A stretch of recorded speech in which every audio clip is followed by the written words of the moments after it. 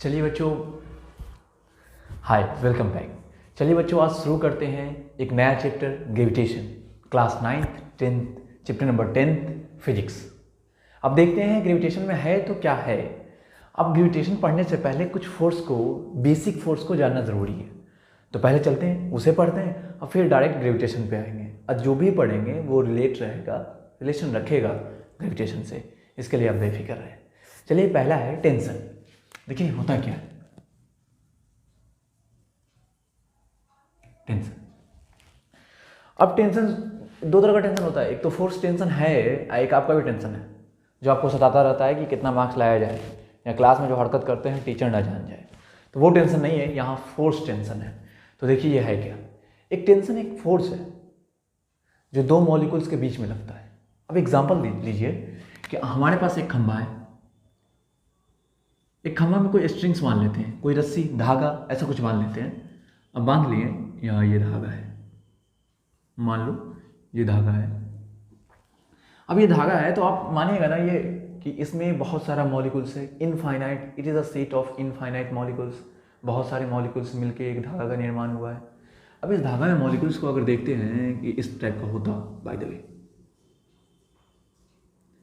ये है धागा, ठीक है। तो आप क्या कीजिएगा, जब धागा को हम लोग अपनी तरफ फोर्स लगाएंगे, क्या लगाएंगे, फोर्स।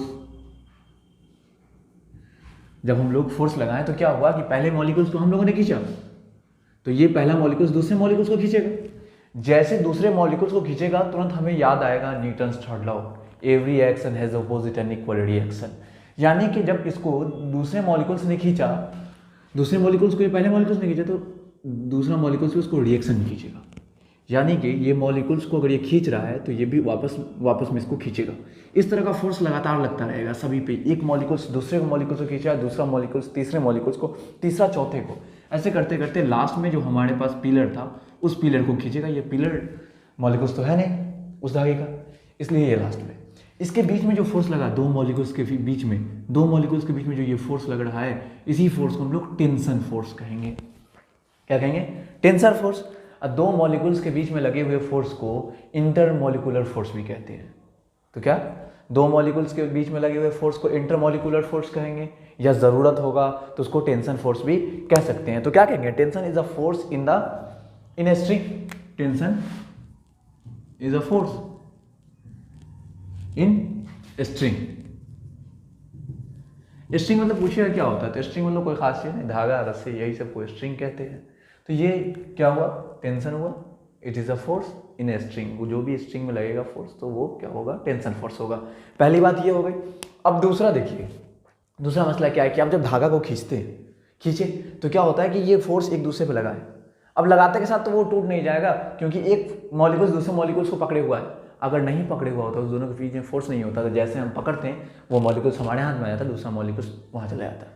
तो हम लोग कह सकते हैं कि दो मॉलिक्यूल्स के बीच में ही फोर्स लगता है। यानी कितनी टाइनी पार्टिकल्स के बारे में बात कर रहे हैं, जरा इमेजिन कीजिए। इतनी छोटी में भी फोर्स लग रही है। अब कोई ना कोई तो फोर्स है। जनरली दो ही टाइप का फोर्स है, एक इलेक्ट्रोस्टैटिक फोर्स है, एक ग्रेविटेशनल फोर्स है, और इसमें बहुत सारे ब्रांचेस हैं। जनरली जो हम ऑब्जर्व कर पाते हैं ये दो टाइप की फोर्स है। अब देखिए ये फोर्स लग गई, धागा को जब खींचते हैं तो खींचते खींचते एक हद पे आके टूट जाती है। कब टूटती है मालूम है, ये सारी मॉलिक्यूल्स आपस में एक दूसरे को फोर्स लगा रही है। जहाँ पे फोर्स कम पड़ गई, या आपकी धागा पतली थी वहाँ पे, तो वहाँ पे क्या होगा, टूट जाएगा। जहाँ पे इंटरमॉलिक्यूलर फोर्स कम पड़ेगा वहाँ पे क्या होगा, टूट जाएगा। तो इस फोर्स को क्या कहेंगे, टेंशन फोर्स कहेंगे। तो पहला हो गया टेंशन फोर्स। अब सेंट्रीपिटल फोर्स पढ़ते हैं। क्या होता है सेंट्रीपिटल फोर्स, इसे इरेज करने दो।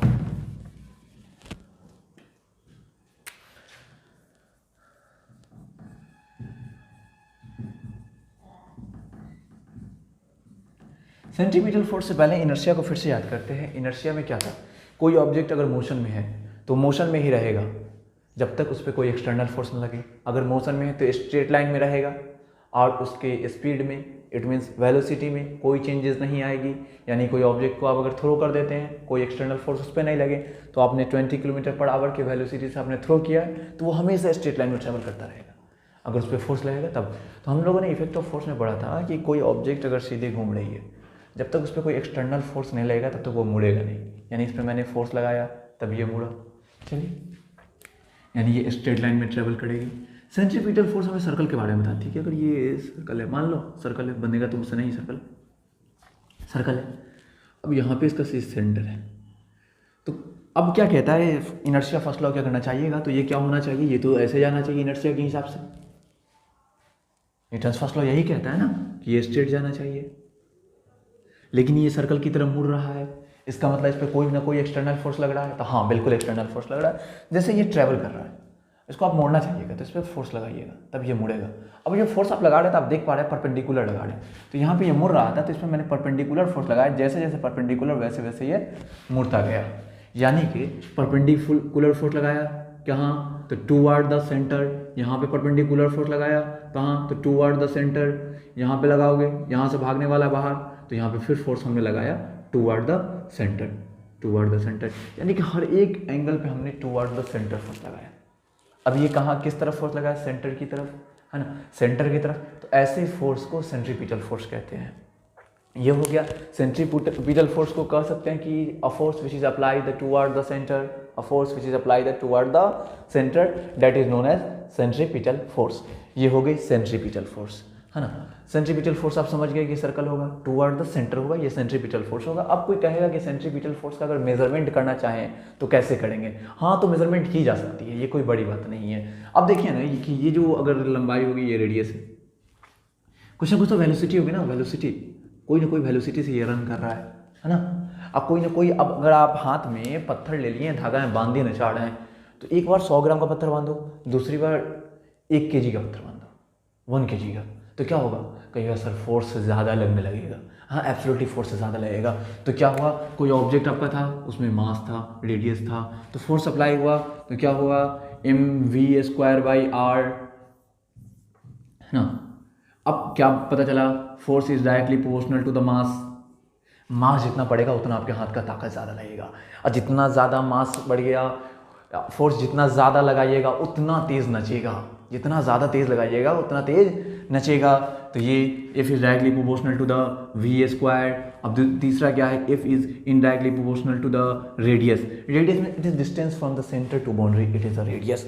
क्या कहिएगा, अब देखो इसको हम बहुत ज़्यादा घुमाना चाह रहे हैं तो आराम से घूमेगा, नज़दीक घुमाना चाह रहे हैं तो हमें ज़्यादा फोर्स लगेगा, यानी रेडियस जितना कम होगा ना, फोर्स उतना ज़्यादा लगाना पड़ेगा। तो क्या कह सकते हैं, F is equal to mv²/r, F is equal to mv²/r। तो force is directly proportional to the mass, force is directly proportional to the velocity square, force is indirectly proportional to their radius. इतनी बातें हो गई। अब इसके calculation ना further class में पढ़ेंगे, वही 11th में फिर से जाकर सेंट्रीपिटल फोर्स को हम लोग पढ़ने वाले हैं, तो बेफिक्र रहिए, इसके लिए पढ़ेंगे। सेंट्रीपिटल फोर्स आपको देख के लग रहा है ना कि जैसे कि सर्कल बना दिया बंदे ने, तो सर्कल वाकई ये सर्कल ही है। अब क्या है सर्कल, तो आपको इससे रिलेट किया जाएगा न्यूटन साहब के लॉ को और केपलर्स के लॉ को, इसलिए ये पढ़ना ज़रूरी था। आप यहाँ देखिए ना, स्ट्रिंग भी यहाँ काम कर रहा है, स्ट्रिंग को अगर सही से आप देखना चाहें तो। अब देखिए,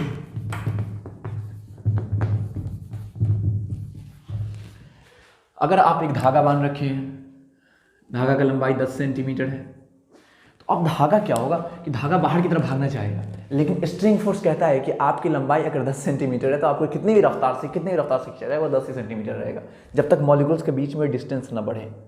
तो यहाँ डिस्टेंस नहीं बढ़ रहा है, तो क्या कर रहा है कि ये बाहर की तरफ भागना चाह रहा है, लेकिन स्ट्रिंग फोर्स कहता है कि नहीं 10 सेंटीमीटर रहेगा, इसलिए मोड़ ले रहा है। 10 सेंटीमीटर होने की वजह से बार बार मोड़ ले रहा है, तो ये कहाँ, टुवर्ड द सेंटर, सेंटर से फोर्स लग गया ना, तो सेंट्रीपिटल फोर्स। ये बातें हो गई। तो फोर्स कहीं ना कहीं एक दूसरे को रिलेट करेगा। अब इतनी बातें हो गई, आइए अब ग्रेविटेशन पे आते हैं डायरेक्ट। ये दोनों बात समझने में कोई दिक्कत उम्मीद करते हैं बिल्कुल नहीं होगी, है ना। चलिए, इरेज करना मेरे लिए बड़ा मुश्किल होता है, आफ्टर ऑल बोर्ड की क्वालिटी भी कोई खास नहीं, फिर भी ना सचा हाँ, डूबती नाव को तिनके की सहारा, सुना है ना आप लोगों ने, बस वही है मेरे साथ। चलो, अब आया ग्रेविटेशन। तो ग्रेविटेशन के बारे में बहुत लोगों ने बहुत कुछ कहा, बिल्कुल आपने सुना तो बहुत हद तक सही सुना है। न्यूटन साहब के सर पे गिरा, वो भी बात सही है। तो न्यूटन साहब ने उसके बाद फर्दर स्टडी किया, एप्पल की बारे कहानी जो है, चलिए उसको बाद में स्टडी करते हैं। तो पहले देखिए, पहले क्या है, पहले हम लोग कैवेंडिश के बारे में पढ़ेंगे, कैवेंडिश के बारे में, एल ज़्यादा हो गया ना, कैवेंडिश के बारे में पढ़ेंगे। कैवेंडिश ने पहला बार कहा कि कोई भी मटेरियल हो, दो मटेरियल जिसमें मास पाया जाए, अब मास दो ऑब्जेक्ट में होगा ना, तो वो आपस में एक दूसरे को अट्रैक्ट करेगा, एक दूसरे को आपस में खींचेगा। अगर मैं आपके बगल में बैठ जाऊँ, आपको ग्रेविटेशन की जानकारी नहीं है, अब मैं कहूँ कि मैं आपके बगल में बैठा हुआ हूँ, तो आप उतना ही, आप भी मुझे खींच रहे हैं, मैं भी आपको खींच रहा हूँ, तो कोई पागल हो गए कभी, बगल में बैठा हुआ खींच रहा है, खींचता तो चिपकता नहीं। तो उस वक्त हमें कहना पड़ता है कि ये फोर्स दिखता नहीं इसलिए होता नहीं है, मतलब नहीं दिख रहा है इसलिए हम मान नहीं रहे। तो इस बात से कैवेंडिश ने बड़ा परेशान हो गया, तो उन्होंने एक्सपेरिमेंट करके दिखाया कुछ लोगों को, तब लोग मानने के लिए तैयार हुए। अगर आप साइंटिस्ट बनते हैं ना, पहली बार अगर कोई थ्योरी बताते हैं तो बड़ी मुश्किल होगी वो बात को समझाना, और जब तक समझा नहीं पाइएगा तब तक तो आपको पागल ही माना जाएगा कि आप क्या बता रहे हैं, क्या कहना चाह रहे हैं। तो देखिए इन्होंने क्या क्या, बॉब मतलब गोला होता है, गोला है ना। तो इन्होंने क्या किया, एक डार्क रूम लिया, डार्क रूम लिया, और डार्क रूम में एक बॉब को लगा दिया, स्ट्रिंग से, धागे से लगा दिया, उस पर एक लेजर लाइट जलाया। अब देखो डॉगी भी बोल रहा है। तो लेजर लाइट क्या था, यहाँ पे गिर रहा था, अब बोलने दो उसे, तुम लोग भी बर्दाश्त करो, जब हम बर्दाश्त कर रहे हैं। तो यहाँ पे फॉल किया, इसको सरफेस बना दिया, उस सरफेस से फॉल किया। उन्होंने कहा देखिए कोई यहाँ पे ध्यान रखा गया कि यहाँ पे ज़्यादा एयर ना हो, ये एयर की वजह से ये चेंजेस आ जाए, तो चेंजेस नहीं डाली गई। उसके बाद देखिए इन्होंने धीरे से दूसरे बॉब को एकदम आराम से इसके बगल में लटका दिया, इसके काफ़ी नज़दीक। अब इन्होंने यहाँ पे दूसरे बॉब को लटकाया, दूसरे बॉब को लटकाने के साथ साथ दिखाई दिया कि थोड़ा सा इसमें इफेक्ट आ गया। इसमें इफेक्ट आया ना, ये 1 सेंटीमीटर का डिस्टेंस बना लिया, 1 सेंटीमीटर डिस्टेंस बना लिया। तो सब लोग अचौक हो गए, सरप्राइज हो गया सब लोग कि ये क्या हुआ, न हिला ना कुछ हुआ, फिर भी लेजर लाइट का जो रिफ्लेक्शन था, टकरा के लेजर लाइट का जो रे जा रहा था वो जगह उस तरफ टू द अनदर बॉब चला गया। तो सरप्राइज थी। तो उन्होंने बताया कि ये जो ट्रांसफर हुआ ना, ये जो जगह बदला, ये इसके अट्रैक्शन की वजह से बदला। उन्होंने कहा कि इतनी कम होती है कि बताया नहीं जा सकता, इसको सिर्फ थोड़ी सी दिखाई जा सकती है एक्सपेरिमेंट से। तब लोगों ने माना कि हाँ, दो ऑब्जेक्ट जो होता है वो आपस में एक दूसरे को अट्रैक्ट करता है, और ये जो अट्रैक्शन है ये क्या कहलाएगा, ग्रेविटेशन कहलाएगा, है ना। यानी कि यहाँ 10,000 सेंटीमीटर, यहाँ 10,000 सेंटीमीटर, तो 1 सेंटीमीटर का फर्क आया, यानी कि 20,000 सेंटीमीटर पे एकदम 1 सेंटीमीटर का फर्क आता है। सोचो कितना जर्रा बराबर है, कितनी छोटी होगी। तो ये बात हुई, तो ये एक्सपेरिमेंट हो गया। अब एक्सपेरिमेंट के बाद तो ये लोगों ने मानना शुरू कर दिया कि ग्रेविटेशन जो होता है बिल्कुल होता है, और ये सिर्फ और सिर्फ जमीन से या चांद से टाना गया फोर्स जो है वो ग्रेविटेशन नहीं है। ग्रेविटेशन क्या होता है, तो दो ऑब्जेक्ट के बीच में लगाई गई फोर्स को क्या कहते हैं, ग्रेविटेशन कहते हैं। जब भी दो ऑब्जेक्ट के बीच में फोर्स लगेगा, अब फोर्स लगे, खींच पाए ना खींच पाए वो मैटर नहीं है, लेकिन फोर्स लगता है। इसमें ग्रेविटेशन में खास बात क्या है, खास बात यह है ना कि इसके लिए कोई कंडक्टर होना जरूरी नहीं है। जिस तरह मैग्नेट आपको मिलता है, तो मैग्नेट में क्या कंडीशन है, मैग्नेट में कंडीशन है कि अगर सामने वाला सब्सटेंस मैग्नेटिक सब्सटेंस होगा, जैसे कि आयरन होगा, लोहा, तभी वो चिपकेगा, दीवार में या बोर्ड में नहीं जा रहा है चिपकने। लेकिन ग्रेविटेशन में ये एडवांटेज है, कोई जरूरी नहीं है, कोई भी चीज हो जिसमें मास हो वो आपस में खींचेगा। अब देखिए ये दो चीज है, दो आपस में अट्रैक्ट कर रहा है, लेकिन एक ज्यादा फोर्स लगाएगा, एक कम लगाएगा, डिपेंड करता है कि उसमें कितना मटेरियल है। तो मान लेते हैं कि इसमें 200 मॉलिक्यूल्स हैं, तो इसमें 2000 मॉलिक्यूल्स है, इसमें 200 तो 2000, तो ऑफ कोर्स ये 2000 वाला जो ताकत लगाएगा ना वो 200 वाले से ज्यादा लगाएगा, यानी कि इसमें ज्यादा है, इसमें ज्यादा है, इसमें कम फोर्स है। फोर्स तो दोनों ने लगाया एक दूसरे पे, लेकिन मैंने इतनी तेजी से पकड़ रखा है कि इसकी जो छोटी सी फोर्स है ना वो जर्रा बराबर है, पता ही नहीं चल रहा है कितनी है। चलो इतनी हो गई, ये आपने जान लिया ग्रेविटेशन है। ग्रेविटेशन क्या कह सकते हैं, a force which is apply between the two bodies attract each other to each other, एक दूसरे को आपस में अपनी तरफ खींचता है, उसे क्या कहते हैं, ग्रेविटेशन कहते हैं। मुझे लगा कि अगर ज़रूरत है तो मैं नीचे लगा दूंगा डेफिनेशन, आप इसके लिए फिक्र है ना, लिखना कोई खास बात थोड़ी है, समझना जरूरी है, समझ जाइएगा, एकदम आसान है, चुटकी अकेले। चलिए इतना हो गया। अब इसके बाद इस लॉ को पूरी दुनिया ने माना, पूरे यूनिवर्स ने माना, तो उसके बाद कुछ लॉ बताई गई दो ऑब्जेक्ट के बीच में, जिसको यूनिवर्सल लॉ ऑफ ग्रेविटेशन कहा गया। हम लोगों ने दो लॉ पढ़ना है, हम लोगों को कितना लॉ पढ़ना है, दो लॉ पढ़ना है। हाँ, तो इतना बताने के बाद जब केपलर्स ने अपनी बात बता दी, उसके बाद न्यूटन्स की कहानी शुरू होती है। अब इनकी कहानी क्या शुरू होती है, इन्होंने बताया कि ग्रेविटेशन तो होता है, लेकिन ग्रेविटेशन दो मटेरियल के बीच में होता है। अब देखते हैं दोनों मटेरियल क्या है। तो उन्होंने दो लॉ बताया, दोनों लॉ को कहा ये यूनिवर्सल लॉ ऑफ ग्रेविटेशन है, यानी दो लॉ है, दोनों क्या है, यूनिवर्सल लॉ ऑफ ग्रेविटेशन है। अब यूनिवर्स का मतलब समझते हैं, हॉलीवुड मूवी देखते हो ना, ब्रह्मांड। हम हॉलीवुड मूवी में बड़ा खास बात है कि हमेशा हमारा दुनिया खतरा में होता है, मतलब फिल्म में देखने से डरता हूँ। भोजपुरी मूवी जो बिहार में चलती है उसमें बिहार खतरा में रहता है, बॉलीवुड मूवी देखिएगा उसमें इंडिया खतरा में है, हॉलीवुड देखिएगा पूरा दुनिया खतरा में है। अपना तो छोड़ो, हॉलीवुड इतना बढ़ गया है कि अपना अर्थ को छोड़ो वो पूरे सोलर सिस्टम को खतरा में डाल देता है, मतलब डरा देता है, अब जिंदा रहिएगा कि नहीं। इस वजह से मैंने मूवी देखना ही बंद कर दिया, उससे बेहतर तो डर कम रहेगा, बिना डरे हुए मरेंगे। चलो सही है। आइए, तो न्यूटन साहब ने दो ग्रेविटेशनल लॉ बताया। तो पहला ग्रेविटेशन उन्होंने बताया कि दो ऑब्जेक्ट ले लो, तो मैंने एक ऑब्जेक्ट ये लिया, एक ऑब्जेक्ट ये लिया, एक का मास m1 मैंने एज्यूम किया, दूसरे का मास m2। एज्यूम मतलब मानना होता है ना। ऑब्जेक्ट का नाम ये a है, ये b है। तो उन्होंने बताया पहला जो रिलेशन होता है दोनों के मास में, जो फोर्स लगता है, if force is directly proportional to their product of their masses. मतलब ये दोनों ही बढ़ेगा ना तो फोर्स बढ़ेगा, एक भी बढ़ेगा तो फोर्स बढ़ेगा। अभी थोड़ा देर पहले देख रहे थे ना, एक कॉवर को ले लिए थे, एक मार्कर को ले लिए थे, कहे थे कि मार्कर ज़्यादा फोर्स लगाता है, यानी कि ज़्यादा इसमें मास था, मटेरियल ज़्यादा है, ज़्यादा फोर्स लगाएगा, इसमें कम है तो कम फोर्स लगाएगा। अब आपका दिमाग में बत्ती जला होगा कि धरती है, अर्थ है, मून है, सन है, किसका मास ज़्यादा है? सन सबसे बड़ा है, यानी सबसे ज़्यादा फोर्स लगाएगा वो सन लगाएगा, उसके बाद अर्थ लगाएगा, उसके बाद मून लगाएगा। बिल्कुल सही, आप समझ रहे हैं। चलिए सही है। दूसरा उन्होंने बताया कि अगर डिस्टेंस बढ़ेगा ना, डिस्टेंस, तो फोर्स कमते जाएगा। आपने मैग्नेट को भी देखा होगा, मैग्नेट एग्जांपल ले लेते हैं, सटीक तो नहीं है लेकिन फिर भी एग्जांपल ले लेते हैं। क्या है कि मैग्नेट नजदीक लेके ज्यादा फोर्स है, दूर रखिएगा इतना जल्दी कमता है, बताया क्या, और जितना दूर जाएगा उतना जल्दी कमेगा, मतलब उसके डिस्टेंस स्क्वायर पे घटता है, स्क्वायर का फॉर्म में घटता है। मतलब 2 का स्क्वायर 4, 4 का स्क्वायर 16, 16 का स्क्वायर ओह लोल हाँ चलो सही है ना। Force is indirectly proportional to their distance square. अब डिस्टेंस को आर से भी आप डिनोट कर सकते हैं और डी से भी, मैं यहां प्रीफर करता हूं आर से डिनोट करना, तो डिस्टेंस स्क्वायर। अब ये दो बन गया। अब इन्होंने दो लॉ बताया, यही लॉ था। लॉ का मतलब क्या है, रिलेशनशिप उन्होंने बताया फोर्स में और देयर मासेस में, फोर्स में और देयर डिस्टेंस में। अब इस दोनों को एक जगह करके हम लोग क्या तैयार करेंगे, तो इक्वेशन तैयार करने वाले हैं। हम लोग क्या तैयार करने वाले हैं, इक्वेशन तैयार करने वाले हैं। तो अब देखो इक्वेशन तैयार करने का लॉजिक होगा, एक तरफ मैच कर रहा है ना, जो मैच करेगा उसको एक बार लिख लेना, एक बार, जो मैच नहीं करेगा उसको प्रोडक्ट के फॉर्म में लिख लो।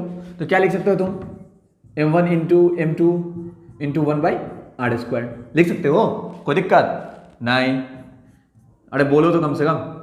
तो क्या लिख सकते हो, m1 m2/r²। मैं उम्मीद करता हूं कि पिछला सारा वीडियो आप देखे होंगे, तो उसमें मैंने बताया था कि ये जो सिंबल है प्रोपोर्शन का, ये जब हटता है ना तो कोई ना कोई कांस्टेंट लेके आता है। अब कांस्टेंट दो स्थिति में होता है, पहला कांस्टेंट वैसा कांस्टेंट होगा जो जिन्होंने ये बात बताया उन्होंने कोई लेटर दे दिया, ABCDEFGH alpha beta gamma theta lambda कुछ भी दे दिया, या दूसरा अगर उन्होंने नहीं दिया तो हम लोग के मान लेते हैं। हम लोग भी तो बड़े अच्छे इंसान हैं, सब लोग ये जैसा मान रहे हैं, है ना। तो उन्होंने न्यूटन साहब ने बताया कि अगर आप सिंबल ऑफ प्रोपोर्शन हटा के इक्वल टू रखना चाहते हैं तो यहाँ पे आपको जो कांस्टेंट लेना होगा, that constant is capital G, word सुनो, कैपिटल बड़ा वाला। हाँ अब पता लगाते रहना कि बड़ा वाला छोटा वाला जो होता है उसमें अलग अलग यूज कहाँ है, कैपिटल G। और बाकी बात यहाँ इसको हटा के क्या यूज किए हैं, इक्वल टू का सिंबल और कैपिटल G, बाकी बात सबका सब सेम, यानी कि m1 m2/r², यानी कि कैपिटल G दिया हुआ मास और ग्रेविटेशन, तो ये फार्मूला तैयार होता है, पहला फार्मूला। अगर G का फार्मूला निकालना चाहते हो तो क्या करोगे, तो F यहाँ डिनोमिनेटर में आ रहा है तो यहाँ मल्टीप्लिकेशन में आएगा, यहाँ मल्टीप्लाई में था तो डिनोमिनेटर में आएगा, m1 into m2 is equal to G। मतलब G is equal to F into distance square by mass first of mass into second of mass, ये कह सकते हैं। किसी को कोई दिक्कत? अब कोई कहेगा कि इतना बड़ा है, इतना बड़ा तो हो गया है, यूनिट बताइए, यूनिट क्या होगा, तो हाँ यूनिट भी बताते हैं। अब देखो G यूनिट कौन सा ऐसा यूनिट रहेगा, मतलब कि लेंथ को मेजर करते हो तो मीटर में करते हो ना, अब मास को जो होता है kg में। इसी तरह ये जो कैपिटल G है, ग्रेविटेशन है, इसको क्या चीज से डिनोट कीजिएगा, इसका ऐसा यूनिट क्या होगा, डिनोट तक G से कर रहे हैं, ऐसा यूनिट। तो देखिए अब आपका लॉजिक कहता है कि फोर्स का ऐसा यूनिट न्यूटन होता है। आर फॉर डिस्टेंस मैंने कहा था, आर फॉर डिस्टेंस कहा था, distance metre, distance square means metre square, ये मीटर स्क्वायर हो जाएगा। मास वन, पहला मास भी केजी और दूसरा मास भी केजी, इसको लिख सकते हैं ना आप, क्या लिख सकते हैं, इसका ऐसा यूनिट क्या होगा, न्यूटन मीटर स्क्वायर पर केजी स्क्वायर। आप ऐसे भी चाहे तो लिख सकते हैं न्यूटन मीटर स्क्वायर पर केजी स्क्वायर, इनवर्स में नीचे जो रहता है तो पावर ऊपर नेगेटिव चला जाता है, यानी कहीं पे आपको दिखाई देते कि 10 न्यूटन मीटर स्क्वायर पर केजी स्क्वायर है तो आप डायरेक्ट लिख सकते हैं अच्छा जी का वैल्यू दिया हुआ है 10 न्यूटन मीटर स्क्वायर पर केजी स्क्वायर, तुरंत सोचेगा कि ये जी का वैल्यू दिया हुआ है, घबराने का कोई बात नहीं, अगले में हम न्यूमेरिकल लेके आएंगे, डिफरेंट टाइप का न्यूमेरिकल, हो सकता है कि आपकी इंटरेस्ट थोड़ी सी कम हो, लेकिन इंटरेस्ट जगाना जरूरी है क्योंकि आपको जानना जरूरी है। चलिए बच गया है तो अब खत्म करते हैं वीडियो, फिर अगले वीडियो में आते हैं।